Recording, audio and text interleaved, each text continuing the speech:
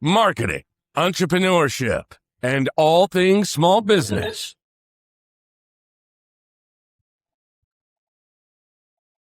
You're listening to the Jurassic Marketing's Triceratops. Now, here's your host, Justin Miller.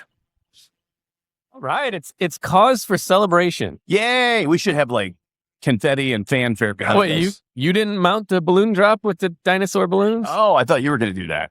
It's just sitting back there. We could pretend, because I think almost all of our listens are audio and not video. So then you can just picture in your mind lots of confetti falling on our heads right now. Maybe the little like guns that shoot the streamers. Oh, yeah. I bet AI could fix that. All right, episode 100, which I don't know if you noticed, but we had a bonus episode in the first 100. We did? Yes, that wasn't an episode number. So we've actually Oh. released 100 episodes Okay. prior to this, but this is the official number 100. Okay. No, I guess I didn't realize that. Yeah. Oh, all right. I'll take your word for it. Yeah. And we promised prizes.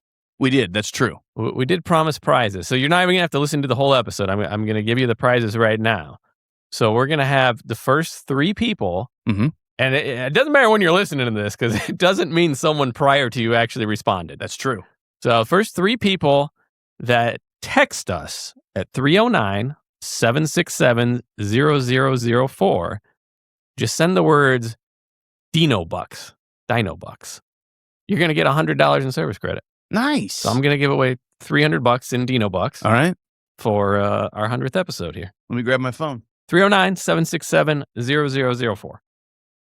And if you get a response from someone else on the staff that has no idea Yeah, what what's you're going talking on? about, then You're like, we're not offering no, that right just now. say Justin mentioned it on the podcast. Because that is our office text line. And Yeah, that could start a unique conversation if they don't know about it back there. It'd be like, Yeah. I don't know what you're talking about. yeah, Dino Bucks, we got those. We got a whole It's bunch. like we had those in the crane game here. We had a bucket full of money in Mhm. our office crane machine. Hey, episode 100, no different than the first 100. We continue to get off topic before we even get into the topic. It's kind of how we work. But, but we are talking about why most marketing fails before it even gets Because read. it gets off topic right away. Exactly. See? That's how it works. So there we go. Roll It's the a exit teachable sound. moment. Yeah. Teachable moment. No, this topic today, and by the way, we are like into the summer season of the podcast, so these episodes might be random in length, might be a little shorter. People get busy over the summer in almost every industry, it seems. Yeah. So keep that in mind.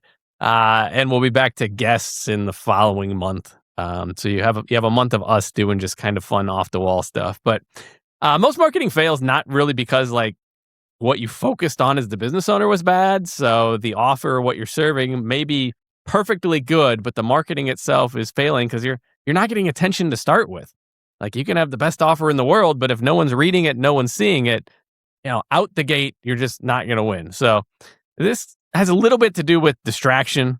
We're getting notifications from everywhere. We got the phones dinging. I got the watch dinging. Telling me what's I got going the on. Tesla dinging. Oh, We yeah. got- That's true. You got all the tech you ever needed now. Yeah, I've shut off most of the notifications, but there's still a lot of them. You got like 20 ways people can reach you. Like True. social media, call, Mhm. text, like everything. I don't know anyone that even has their ringer on their phone anymore. I was reading or lamenting, some of the millennial stuff online because I am an elder millennial, even if I don't identify as it. It was talking about, you used to sit around waiting for the phone to actually ring, and now it's on silent. Like no one even Never wants rings. no one wants to even hear it. Yeah. But yeah, the attention's harder and harder to get. It always has been in marketing. We've talked about how many hundreds of messages or thousands at this point you're exposed to day in and day out. But we have so many like quick little dopamine hits from everywhere. It's short form everything, short attention. I see this in my kids, like infinitely short attention spans. I'm not sure how that's going to play out in the work world, but it makes marketing more difficult. Yeah. Is it just me though, or am I noticing, and maybe it's not a trend, maybe it's just some smart marketers, I do see some marketers are going back to more long form stuff, especially with video, where it's just like, wow, this is, or the occasional, 7-page letter trying to sell me something they could have sold me in 10 paragraphs. Probably it's the ones that never left. And that's what I knew you were going to say, that they were always there. Now they're the anomaly. So I fight with this too. because I think the age of information products Mhm. and selling of information, by and large, are numbered. I'm not saying it doesn't work, and there's obviously examples of it working still, but there's such, especially with AI, we have so much information. It's hard to sell information because even if you get me excited on Yeah. a topic, I can now go type it in the AI and probably get the essence of what you were going to tell me. Absolutely. Heck, I could probably copy the 7-page sales letter in there and say, You hey, could. deliver on these promises. Yeah, I mean, it's everything has been condensed. I was listening to a podcast a couple days ago from NPR talking about how like dads used to read books about military and the 500-page books. People don't read dad books anymore. You don't read those because you can just go watch a video on YouTube. You can listen to a podcast. You can have ChatGPT explain it to you, and without having to read the 500-page book, everything has been condensed to what is the lowest common denominator. Which I don't know if that's dumbing it down, because it doesn't necessarily make it easier. Because now I'm like paralyzed by overload. Yeah, Shortness overload. I mean, we've had information overload forever, right? And yeah. If you think like me, sometimes you get paralysis by analysis. You want the best, and you just keep going back and forth and fail to make a decision. But a lot of people don't even get that far. They when it comes to marketing, they're stuck like out the gate. Like, Kennedy used to talk about like the A pile and B pile of mail. So you go into the driveway, go to your mailbox, get the mail. What do? You sort it over the garbage can. You got the A pile, you keep the bills, the personal mail. You got the B pile, the advertisements, the junk mail. I did that yesterday. What go. goes in the recycle can? What goes in the garbage? What do I want to read the second or third time? Yeah, that's exactly how it works. Yeah, and even worse if you batch it. So like I have a tendency to Yeah. Until the mail pile's a certain height, I don't even deal with look it. And then the cuts are stricter because you don't want Oh, that's true. something that would kind of pique your curiosity now doesn't stand as much of a chance. So really, we have some challenges in direct mail world and even getting it opened. Yeah. So we spend a fair amount of time just on deciding, format, envelope, fonts, colors to try and get it a chance to get opened. And this applies online as well. So email, social, etc. It applies to our episodes here as well. We try and, as much as we got off topic today, we try and at least hit the point of what's coming up really quick. Because, if you're a podcast subscriber, you probably have 20 podcasts you're subscribed to, and chances that you listen to What do you all have of time them for? are. Yeah. What am I going to listen to? Although maybe I'm old school too. Like if I get an envelope and it's not a see-through, like it's just an envelope that's not clear, I want to open it. And more often than not, it's you're qualified for this credit card, or let's change your insurance, or have you tried this supplement? But I still have that intrigue of like I want to know what's in there. Well, Well, okay. So if we get you to open the envelope, then, but am I the then we have the challenge next, right? Yeah, it's like, then okay, it's like, and we often, got it open. Yeah, often when I open, I'm like, oh, that's okay. Recycle. So after you get it open, headlines next, right? Yeah. So in the headline, you summed up it was a credit card offer, which may or may not have appealed. If it doesn't appeal, it's going to be tough to make it appeal. Yeah. But if we have the right headline for the right person we're talking to with the right pain point, it makes sense. And a lot of marketers, business owners put zero thought into headlines, which is a critical fail. They're like, hey, here's our company newsletter. No one cares about that. Or here's an update from XYZ company. No one cares about that. Or here's things you should know about us. Like you and I, and maybe you can remember his name. We met when we were writing, the writer for the Quad City Times here, sports writer. Can you remember his name? Yeah, Ethan. Ethan. Okay. Yeah. I'm going to just go with that being right. I can't think of his last name, Petrick or something like that, but Ethan, yeah. Yeah, so he was talking about having to write all the headlines for the teaser copy to get people to click through to the articles, and it drives him nuts, but it's the most important thing, because if the headline doesn't create the curiosity or the pain or the intrigue to click through, the article doesn't matter. True. If you don't even get to it, there's nothing, you can't see what's there, good or bad, if you don't click through, which is, I remember him saying that, like, got to write this silly headline, got to write a clickbait headline just to get him to look at the story, like my real journalism. Well, I mean, yeah. Yeah, which is true in the ads too. Like if they aren't getting interested enough to look, they're not there. And in the news world, the view was the end goal. The Sure. time on page was Yeah. the end goal. Yeah. Business owners got it more difficult. We got to actually get them to take action that's eventually going to lead to money. So, yeah, clickbait's the best way to describe it. But I'm thinking the AI probably can help too if you tell it what clickbait headlines. True. It sounds bad, but it gets the essence of the psychology. So it's like these mistakes are costing your business thousands.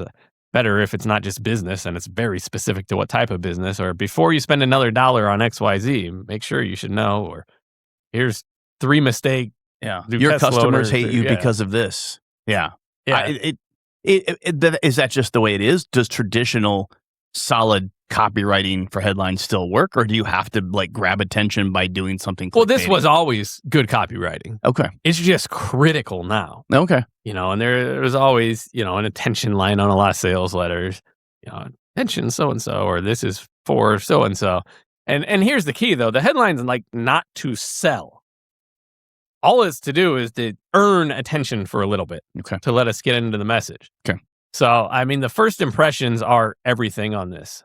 So the headline goes with it, but you also have to have, the right subject, the right look and feel that resonates with the reader, and more importantly, your ideal client.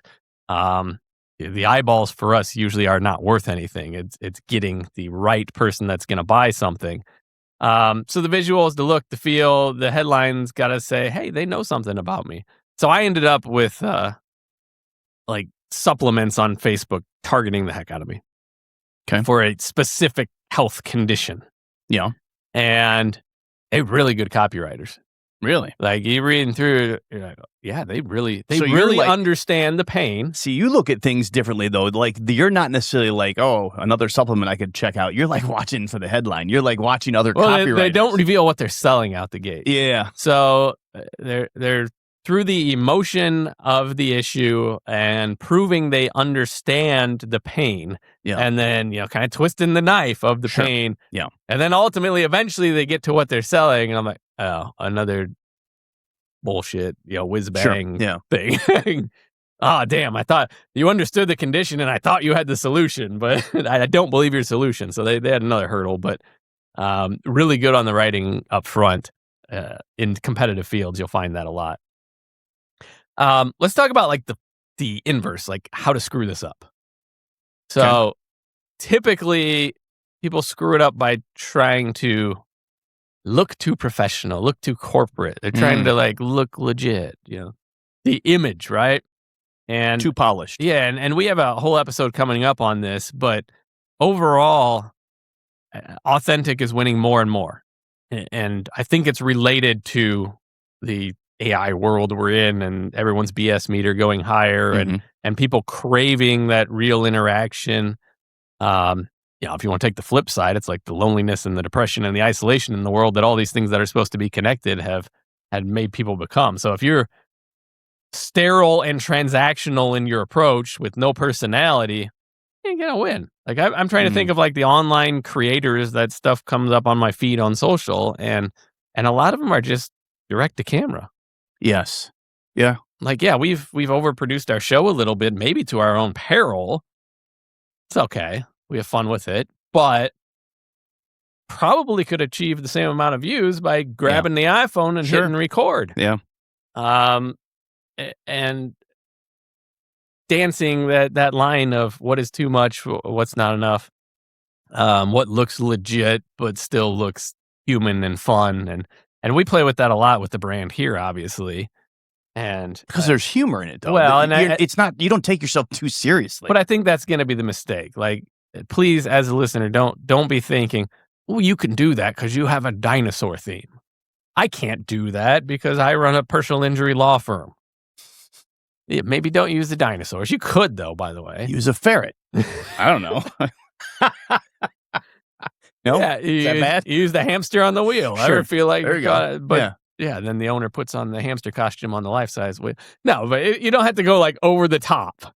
See, it would be funny, wouldn't it? That would be It would funny. be very memorable. That would be good for a while. But like you said, but the substance still has to be there past the ridiculous hamster. I mean, it's like the J.G. Wentworth commercial. True. Yeah, but when you see those now, you're like, especially if they're new, I'm like, oh, I want to see what they do with it. Because it draws you in a little bit, because there is a little bit of humor to it. That's true. Yeah. So, I mean, you gotta, and you don't have to use humor if it's not you. You can use authenticity, okay? Humor obviously makes it fun. Yeah. But you can just use like color and visuals and just not make it boring, sterile crap, And if you're using AI to help you with your content, you have to prompt it with it. Like, it's not going to do that by default. Sure. It's going to write you a term paper. That's true. So you have to tell it, to keep it personal, conversational, like you're speaking to one person. All this stuff that you would have learned studying basic copywriting. So if you haven't, it's worth. Yeah. Or if you're lazy, have the AI spit out basic copywriting, then feed it back into it that, hey, this is what I want. Otherwise, by default, it's not going to. So that is 16 minutes to say that marketing fails if it fails to grab attention, be interesting, get out of the garbage can, and ultimately try and make it fun. Good Lord, like, business is stressful. It's getting more so stressful. Yeah. Have some freaking fun with it. All right, don't forget, 3 prizes. That's right. Dino Bucks. $100 Dino Bucks each. So get 3 people in your office to text from 3 separate phones. The attorneys are the ones that are going to respond and tell me I didn't write all the fine print. That's right. Blah, blah. You didn't tell me I couldn't have 3 of my interns text you from different phone numbers. Kind of sham are you running here? That's between you and me. Let's pretend that there's fine print on this ad and the quick voiceover at the end. Oh yeah, I can read it now. Okay. All right. Only to U.S. residents 18 and older, no purchase necessary. But yeah, all that fun stuff. All that. Just use the honor system here. You're one of the first 3. We'll give you something good. If you're not, we'll tell you. Fair enough. All right. Episode 100, a short one. That's the way these are going to be. These are the summertime episodes. I feel like we should have had a summertime outro. See, now we need some kind of summery, breezy cocktail kind. I'll work on that because I didn't see that coming. No, we don't have that in here. No, that's the interview part. So all right, as every other episode, it just kind of ends with a thud. Yep. Play the outro. Okay. Thanks for listening to the Triceratops podcast. Be sure to subscribe and leave your comments. For more information on how Jurassic Marketing Direct Mail can help grow your business, visit JurassicMarketing.com.